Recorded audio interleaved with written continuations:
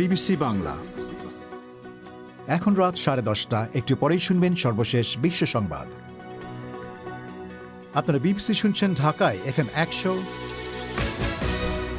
চট্টগ্রামে 88.8, রাজশাহীতে 88.8। আপনারা যেখানে আছেন, বিবিসি আপনার সাথেই আছে।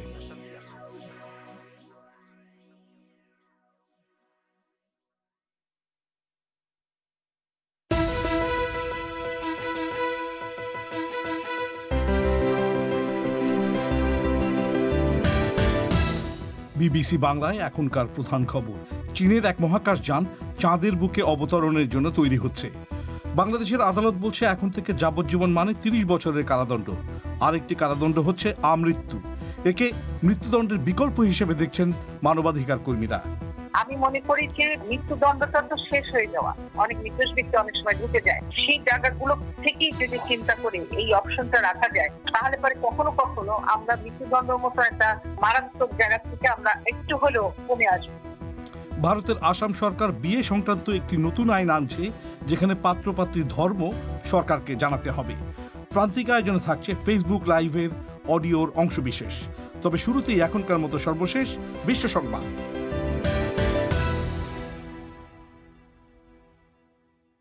বিবিসি বাংলা বিশ্ব সংবাদ পড়ছি মোয়াজ্জেম হোসেন। চীনের একটি মহাকাশযান আগামী কয়েক ঘন্টার মধ্যে চাঁদের বুকে অবতরণের জন্য তৈরি হচ্ছে। চাঁদ থেকে নমুনা সংগ্রহ করে পৃথিবীতে ফিরে আসার এই ধরনের মিশন গত 4 দশকের মধ্যে এটাই প্রথম। চেং 5 নামের এই রকেট চলতি সপ্তাহান্তের দিকে চাঁদকে প্রদক্ষিণ করতে শুরু করে। এটি এখন মন্স রুকমার নামে একটি সুপ্ত আগ্নেয়গিরির কাছাকাছি মাটিতে নামার চেষ্টা করবে। Organisation of economic cooperation and development বা OECD বলছে, করোনা ভাইরাস মহামারীর মধ্যে বিশ্ব অর্থনীতি আবার আগের জায়গায় ফিরে আসতে 2 বছর লেগে যাবে। তবে এই পুনরুদ্ধারের গতি হবে ধীর এবং সব জায়গায় একইভাবে তা ঘটবে না বলে বলছে সংস্থাটি। শ্রীলঙ্কার পুলিশ বলছে, কলম্বোর মাহা কারাগারে গত রোববারের দাঙ্গায় আহত 100 জনেরও বেশি লোককে হাসপাতালে ভর্তি করা হয়েছে। এই ঘটনায় মারা গেছে 9 জন। করোনার সংক্রমণ নিয়ে উদ্বিগ্ন বন্দীদের একটি দল পালানোর চেষ্টা করলে রক্ষীরা গুলি ছোঁড়ে এবং তারপরই গোলযোগ শুরু হয়। পাকিস্তানের একজন নারী জাতীয় ক্রিকেট দলের অধিনায়ক বাবর আজমের বিরুদ্ধে ধর্ষণের অভিযোগ আনলেও কেন মিস্টার আজমের বিরুদ্ধে কোনো ফৌজদারি মামলা আনা হয়নি, লাহোরের একটি আদালত পুলিশের কাছে তার ব্যাখ্যা চেয়েছে। ওই নারী অভিযোগ করেছেন, তিনি যখন নাসিরাবাদের পুলিশের কাছে অভিযোগ নিয়ে যান, পুলিশ তাঁর বিবৃতি নিতে অস্বীকৃতি জানায়। যুক্তরাষ্ট্রের শীর্ষস্থানীয় সংক্রামক রোগ বিশেষজ্ঞ ডক্টর অ্যান্টনি ফাউচি বলেছেন, দেশটি করোনা ভাইরাস মহামারীর সবচেয়ে গুরুতর পর্বের ভেতর দিয়ে যাচ্ছে। বিবিসিকে মিস্টার ফাউচি বলেন, এখন প্রতিদিন 1 থেকে 2 লক্ষ লোক সংক্রমিত বলে চিহ্নিত হচ্ছে এবং প্রতিদিন 1 থেকে 2000 পর্যন্ত মানুষ মারা যাচ্ছে। হংকং এবং সিঙ্গাপুরের মধ্যে বিমান ভ্রমণের একটি সুরক্ষা বলয় চালু করার পরিকল্পনা দ্বিতীয়বারের মতো স্থগিত করা হয়েছে। এই সুরক্ষা ব্যবস্থার আওতায় দুটি দেশের মধ্যে বিনা কোয়ারেন্টিনে ভ্রমণ সম্ভবপর হতো। আপনারা শুনছেন বিবিসি বাংলার রাতের আয়োজন পরিক্রমা। অনুষ্ঠানে আপনাদের সাদর আমন্ত্রণ জানাচ্ছি আমি মাসুদ হাসান খান। একটু আগে চাঁদে চীনা রকেট অবতরণের যে খবরটি শুনছিলেন, আমরা এইমাত্র জানতে পেরেছি যে সেটি চাঁদের বুকে সফলভাবে অবতরণ করতে পেরেছে। বাংলাদেশে যাবজ্জীবন কারাদণ্ডের সাজার মেয়াদ কতদিন হবে তা ব্যাখ্যা করে রায় দিয়েছে সুপ্রিম কোর্ট। রায় বলা হয়েছে, সাধারণভাবে যাবজ্জীবন মানে 30 বছরের কারাদণ্ড। তবে আদালত, ট্রাইব্যুনাল বা আন্তর্জাতিক অপরাধ আদালত চাইলে কাউকে আমৃত্যু কারাদণ্ডের আদেশ দিতে পারবে। সেক্ষেত্রে ওই ব্যক্তিকে 30 বছর নয়, বরং স্বাভাবিকভাবে মৃত্যু না হওয়া পর্যন্ত কারাভোগ করতে হবে। মানবাধিকার কর্মীরা বলছেন, রায়ে এ দুটি বিষয় অন্তর্ভুক্ত করার কারণে অপব্যবহার কমে আসবে। সেই সাথে আমৃত্যু কারাভোগের বিষয়টিকে তারা মৃত্যুদণ্ডের বিকল্প হিসেবেও দেখছেন। এ নিয়ে বিস্তারিত শুনুন মুন্নি আক্তারের কাছে। এই রায়ে বলা হয়েছে যে বাংলাদেশের আইন অনুযায়ী যাবজ্জীবন সাজার অর্থ হবে 30 বছর কারাদণ্ড। তবে কোনো নির্দিষ্ট আদালত বা ট্রাইব্যুনাল যদি কোনো ব্যক্তিকে আমৃত্যু কারাদণ্ডের আদেশ দিয়ে থাকেন, তাহলে ওই ব্যক্তির জন্য রেয়াত বা সাজা কমার কোনো সুবিধা প্রযোজ্য হবে না, বলছিলেন রিভিউ আবেদনকারীর পক্ষের আইনজীবী শিশির মনির।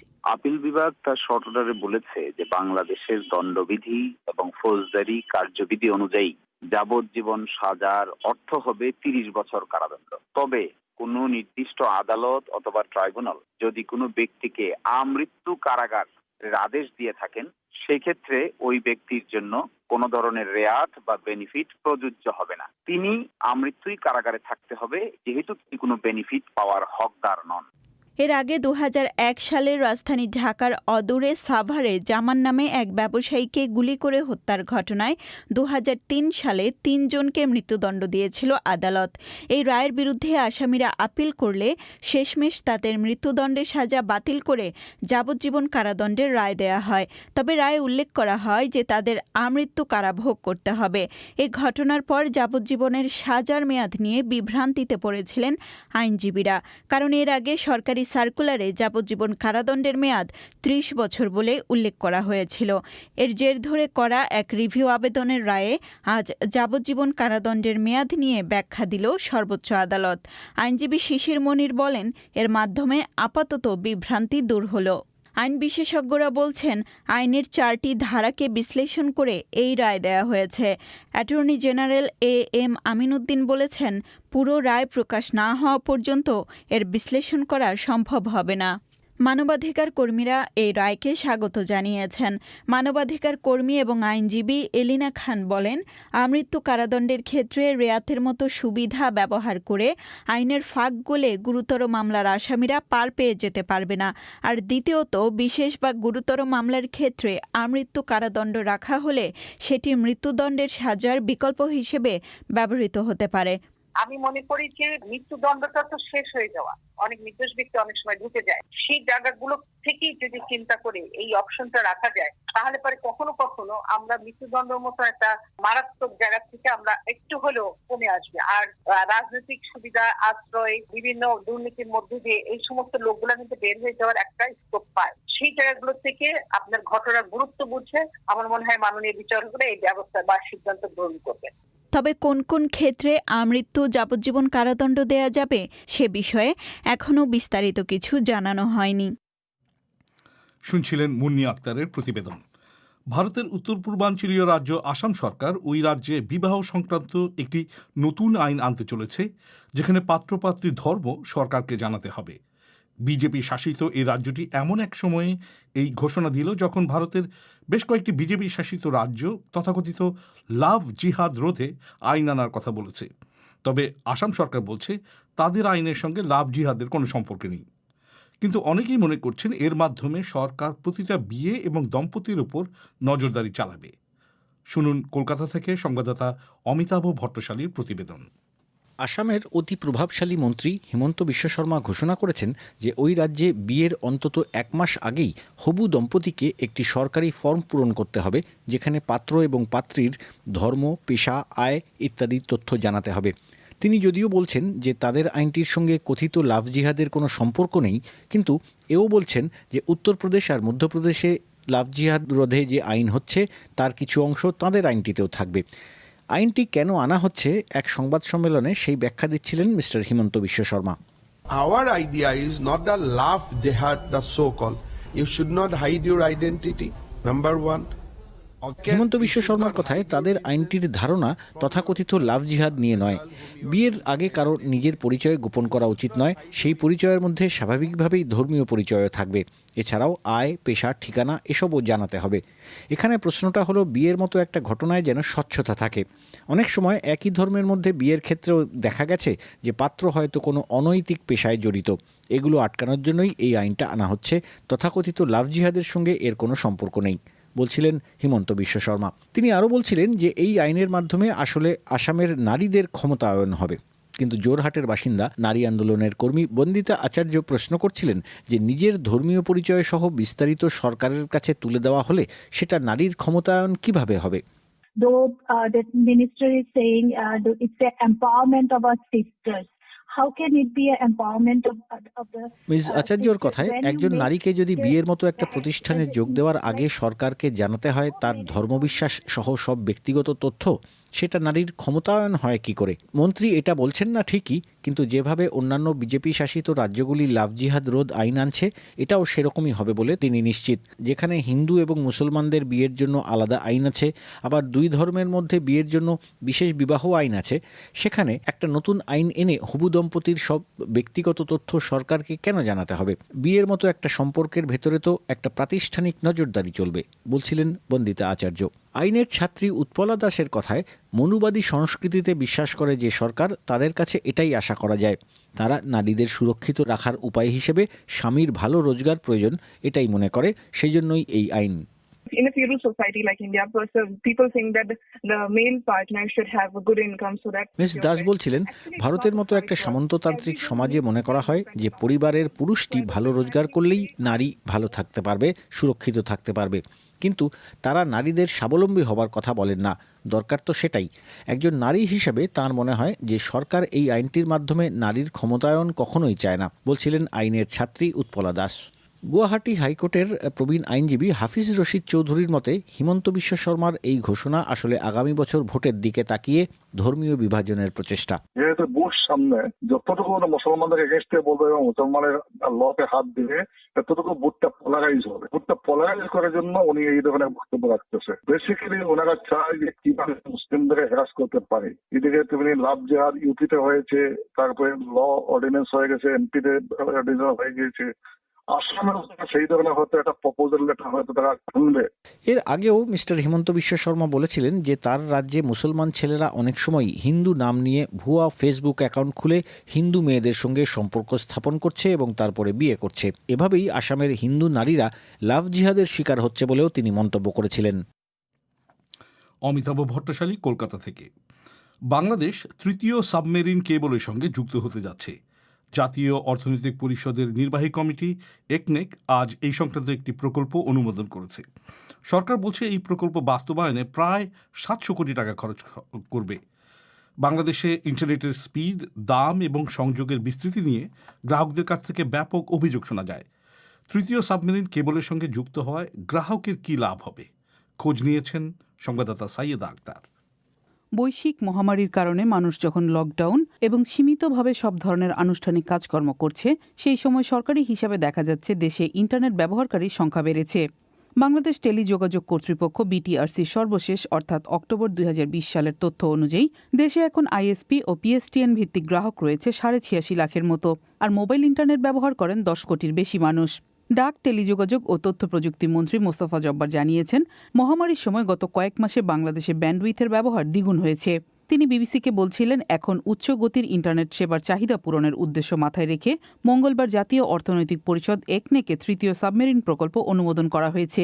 আজকে যেটা আমরা অনুমোদন নিলাম সেটা সিমি উইথ 6 এর জন্য নিয়েছি। সিমি উইথ 6 এর যে দেশগুলো আছে 15টা দেশ, এই 15টা দেশের সিঙ্গাপুর থেকে ফ্রান্স পর্যন্ত সম্প্রসারিত, এবং এটার প্রাথমিক যে কাজগুলো করা দরকার সেগুলো করে ফেলা হয়েছে।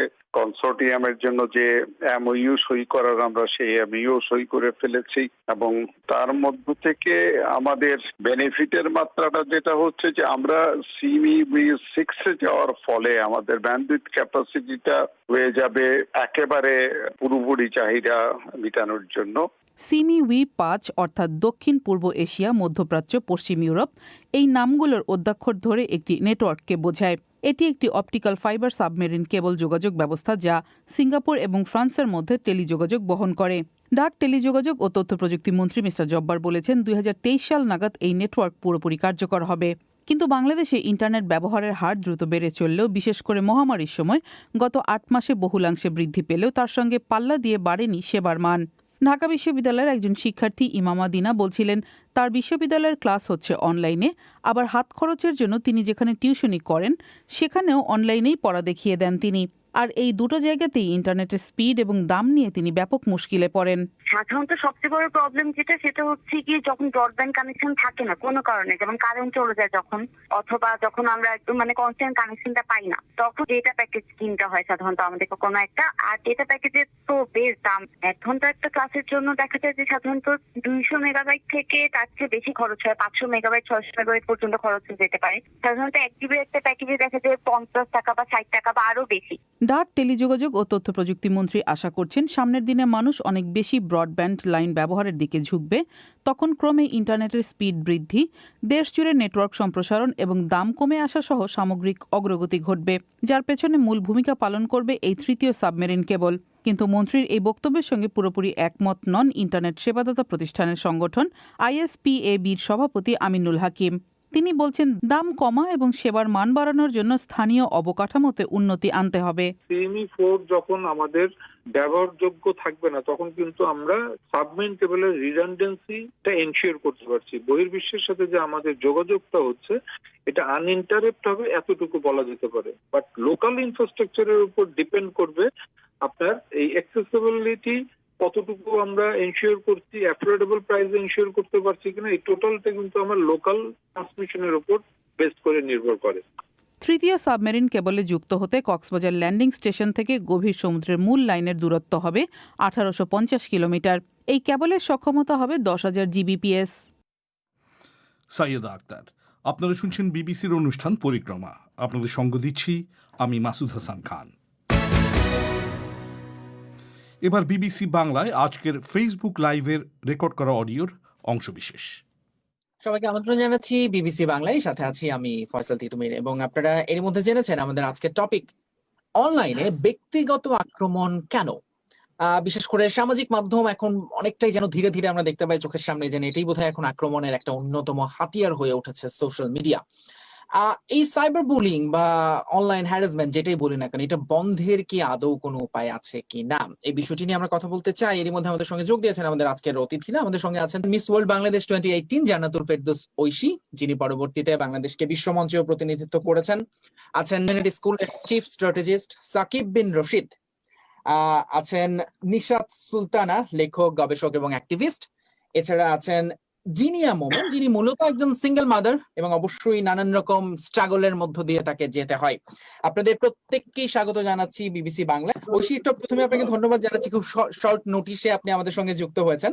তবে আপনাকে রাখার আরেকটা বড় কারণ হচ্ছে যে সেলিব্রিটিদের পার্সোনাল লাইফ নিয়ে একটু মানুষের বেশি আগ্রহ থাকে, এবং সেক্ষেত্রে দেখা যায় যে আপনাদের কাজের চেয়ে হয়তো ব্যক্তি জীবনের প্রতি মানুষের আগ্রহ বা সেই খবরটাই অনেক সময় বড় হয়ে ওঠে।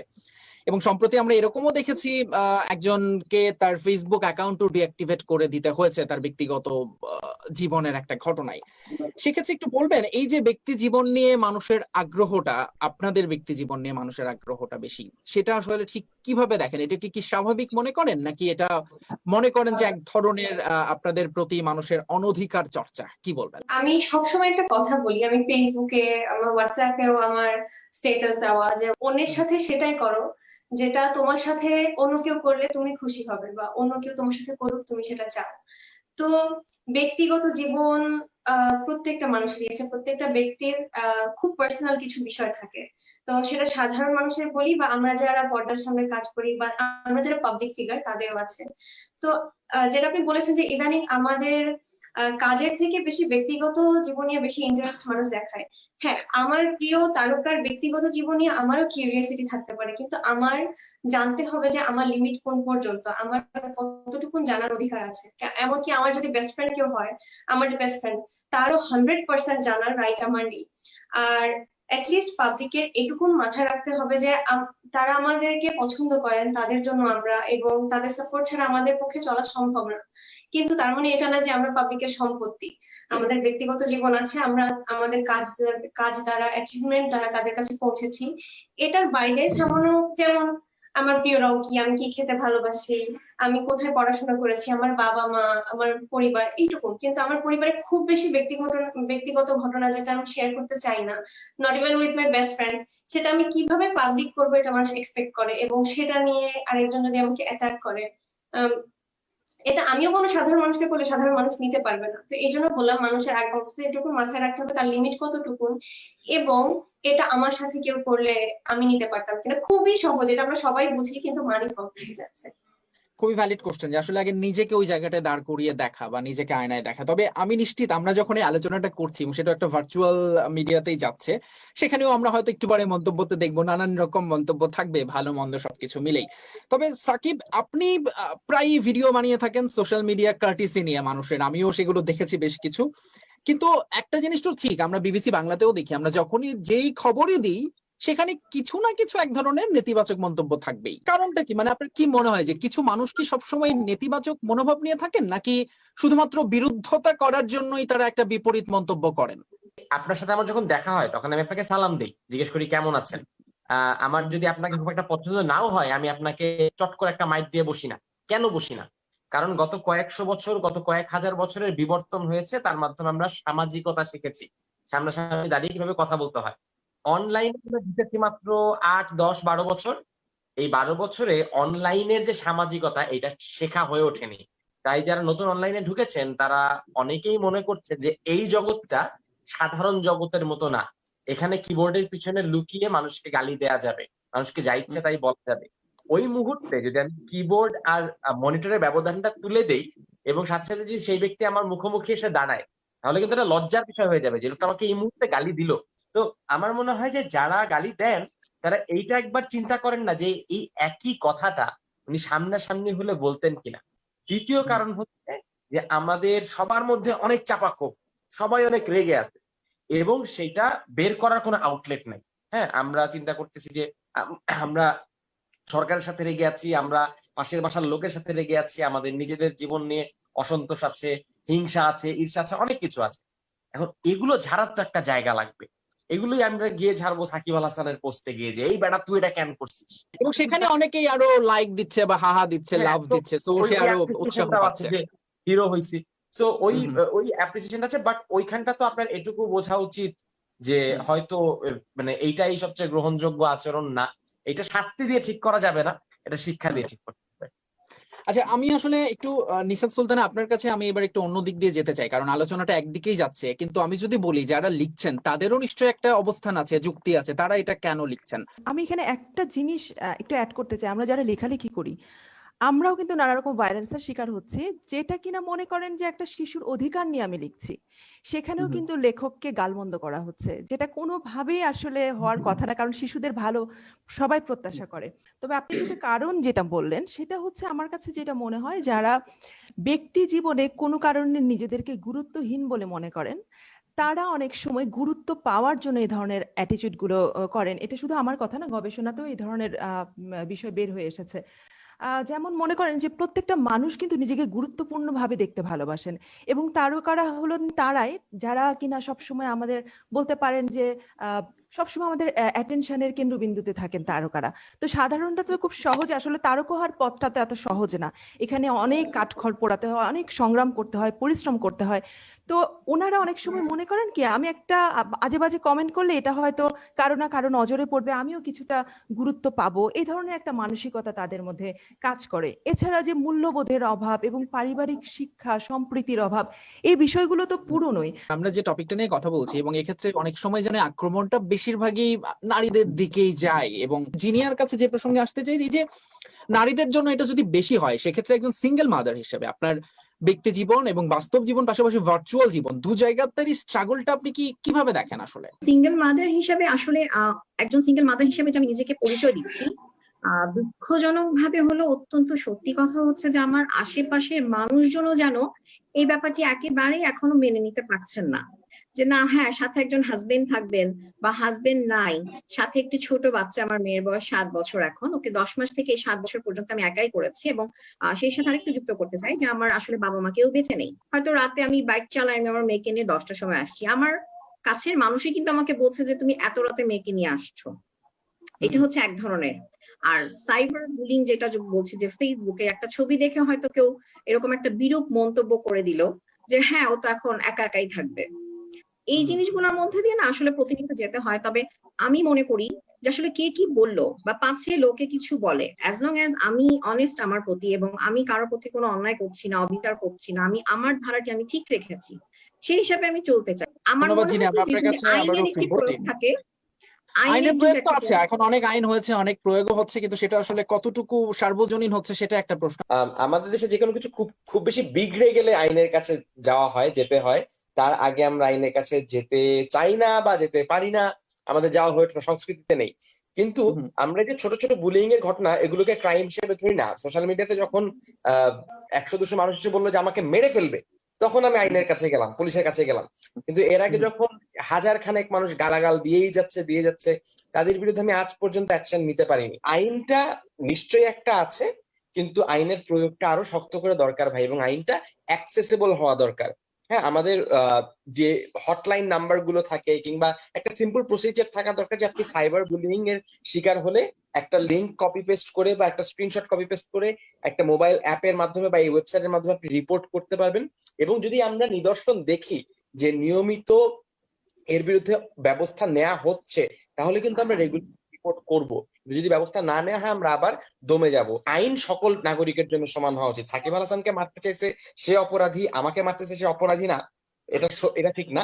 It should be equal for everyone, it should be equally accessible to everyone. নেতিবাচক মন্তব্যগুলো যারা করছেন, যে সেক্ষেত্রে আসলে তারা কি পুরোপুরি একেবারে একটা অন্ধকার জায়গায় আছেন, বা ভুল করেই করছেন, নাকি তাদের জায়গাতে তারা ঠিক? যখন তারা মন্তব্য করছেন, নিশ্চয়ই তাদের একটা আন্ডারস্ট্যান্ডিং আছে, এই কাজটা তারা কোনো না কোনো ভাবে তারা নিজেকে সাপোর্ট করার জন্য করে। একটা কথা বলা হয় যে যিনি খুন করেন তারও তার পিছনে একটা যুক্তি থাকে যে তিনি কেন খুনটি করলেন। তো এটা এক ধরনের বিকৃতি। বাংলাদেশে এখন 11 কোটি মানুষ মোবাইল ফোন ইন্টারনেটের সাথে যুক্ত, মানে তাদের হাতে মুঠোফোন আছে, এবং মুঠোফোনের প্রায় হচ্ছে 86% তারা কিন্তু ইন্টারনেট অ্যাক্সেস করছেন। কাজেই সেই চোখগুলো, অর্থাৎ গণপরিবহনে যারা নারীর শরীরকে বিকৃতভাবে তারা দেখতেন বা উপভোগ করতেন, সেই মানুষগুলো কিন্তু স্ক্রিনেও একই ধরনের তাদের প্রবণতা তাদের মধ্যে লক্ষ্য করা যাচ্ছে। এবং তারা এখানে কিন্তু আরো সহজ, কারণ সামনাসামনি আপনি যখন একটা অপরাধ করছেন তখন তবুও ধরা পড়ার সম্ভাবনা থাকে, কিন্তু যখন আপনি ডিজিটাল প্ল্যাটফর্মে করছেন তখন ধরা পড়ার ব্যাপারটা কিন্তু এত সহজ না। তো একটা জানাতে হবে যে এটা চুপ করে থাকা কোনো সমাধান না, কথা বলতে হবে, এবং একই সাথে কোন কোন প্ল্যাটফর্মে গেলে তারা সাপোর্ট পাবেন এই জিনিসটা কিন্তু ব্যাপকভাবে মানুষকে জানাতে হবে। আমি বলবো, একটা মানুষ যদি আমার কমেন্ট বক্সে এসে আমাকে নিয়ে বডি শেমিং করতে পারে, বা যদি বলতে পারে যে আমাকে সে একা পেলে হাবিজাবি কিছু করবে, বা এরকম বিরূপ মন্তব্য যদি করতে পারে, মানুষটা আমাকে একা পেলে সে অবশ্যই আমাকে ধর্ষণ করবে। এই যে ধর্ষণের পরিমাণ দিন দিন বেড়ে গেছে, একটা মানুষ সোশ্যাল মিডিয়াতে স্ক্রিনের ওপারে বসে আছে বলে যাচ্ছে তাই এসে বলছে, কিন্তু আমাকে সামনে পেলে অবশ্যই সে ওটা করার চেষ্টা করবে।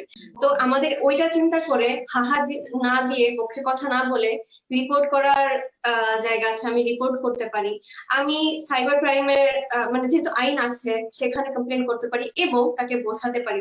ওকে, সো ঐশী, আপনি মনে করছেন যে this is really really serious এবং আমাদের আসলে ইমিডিয়েট অ্যাকশন নেওয়াটা খুবই জরুরি। কিন্তু সাকিব, আপনি তো একদম শুরু থেকেই বলা যায় যে ফেসবুক, ইউটিউব এবং অনলাইন নিয়ে বাংলাদেশে আপনারা শুরুর দিক থেকে কাজ করছেন। এখন এই অবস্থায় এসে দাঁড়িয়ে সামনে অদূর ভবিষ্যতে কোনো চেঞ্জ দেখতে পান? মানে ফিউচারে কি মনে হয় যে কি ভালো হবে না খারাপ হবে? সাম্প্রতিক সময়ের অভিজ্ঞতা হচ্ছে আরো খারাপের দিকে যাচ্ছে, but in the longer run will have to get better. একই জিনিস একটু নিশাত সুলতানা আপনার কাছেও জানতে চাইবো, আপনি কিভাবে দেখেন এটার? আমি একটু বলতে চাচ্ছিলাম যে আমরা তো আসলে একটা বলছিলাম যে মানসিকতা পরিবর্তনের কথা, আর আরেকটা বিষয়টা খুব জরুরি, যে সেটা হচ্ছে যে পুরুষদের মানসিকতা পরিবর্তনের কখন হবে, যখন সে এটার বেনিফিটটা দেখতে পাবে। অর্থাৎ এই আচরণ, তাদের এই যে নোংরা আচরণ বা নোংরা মন্তব্য, আমি পুরুষদের কথা বলছি এই কারণে অন্যরা কেউ কিছু মনে করবে না। ব্যাপারটা হয় কি, এই ধরনের মাধ্যমগুলোতে পুরুষরাই অংশগ্রহণটা একটু বেশি দেখা যায় এই অশ্লীল মন্তব্য করার ক্ষেত্রে। তো এটা আমার কথা না, এটা আসলে জরিপে আসে। সেই মন্তব্যগুলোর কি আপনি কোনো উত্তর দেন ওখানে অনলাইনে, নাকি সেগুলো এড়িয়ে যান? শুধু এটা বলবেন।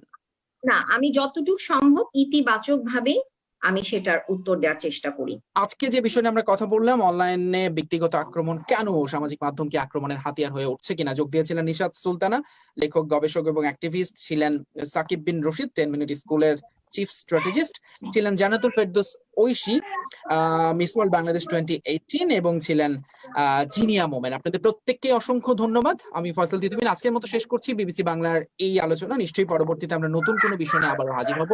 বিবিসি বাংলার সঙ্গেই থাকবেন। ধন্যবাদ সবাইকে। এবারে অধিবেশন শেষ করার আগে সংবাদ শিরোনাম আরেকবার। চীনের এক মহাকাশযান চাঁদের বুকে সফলভাবে অবতরণ করেছে। চাঁদ থেকে নমুনা সংগ্রহ করে পৃথিবীতে ফিরে আসার এ ধরনের মিশন গত 4 দশকের মধ্যে এটাই প্রথম। বাংলাদেশের আদালত বলছে এখন থেকে যাবজ্জীবন কারাদণ্ড মানে 30 বছরের কারাদণ্ড। আরেকটি কারাদণ্ড হচ্ছে আমৃত্যু। একে মৃত্যুদণ্ডের বিকল্প হিসেবে দেখছেন মানবাধিকার কর্মীরা। আর ভারতের আসাম সরকার বিয়ে সংক্রান্ত একটি নতুন আইন আনছে, যেখানে পাত্রপাত্রীর ধর্ম সরকারকে জানাতে হবে। আর এরই সঙ্গে শেষ করছি আজকের পরিক্রমা। আমাদের পরবর্তী অনুষ্ঠান প্রবাহ শুনতে পাবেন আগামীকাল বাংলাদেশ সময় সন্ধে 7:30 আর ভারতে সন্ধে 7টায়। শুনবেন আশা করে বিবিসি লন্ডন স্টুডিও থেকে। আজকের মতো বিদায় নিচ্ছি আমি মাসুদ হাসান খান। শুভরাত্রি।